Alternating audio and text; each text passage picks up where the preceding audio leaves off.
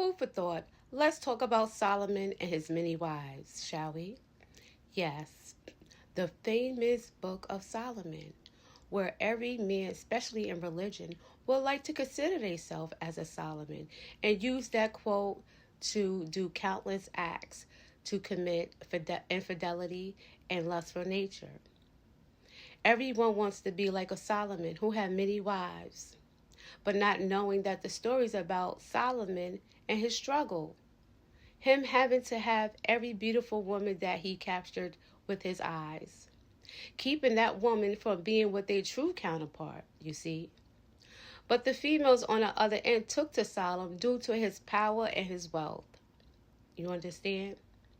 Just like us with relationships.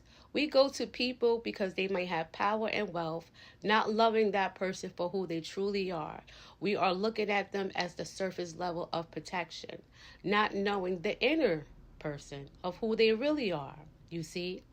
Solomon did not only struggle with his infidelity, he also struggled with lust, you see, knowing that each woman he laid with, he lost a part of himself.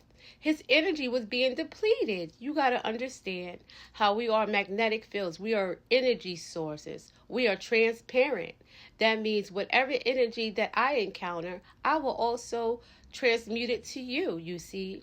And that's how we do with people, places, and things. We transmute energy, whether it's healthy energy or negative energy, whether it's good or bad. We transmute energy. You understand? We exchange it as well. That means if my energy is high and is vibrant, and I see through an infidelity individual like Solomon in my community or even all around me, I have the power to defeat that Solomon, knowing that he's already taken with somebody else. You have to understand the difference, because the seeds that we sow, we will reap tomorrow. So learn the difference. Don't be a Solomon. Don't do as other religions do, having many wives, because guess what? It will only deplete you and you will lose yourself at the end, just like Solomon did. And once he realized that he was being depleted and losing his power and also his kingdom and his wives, he went back within himself to regain his throne and his energy back and knowing the difference between the two. Remember, there is one body and one baptism.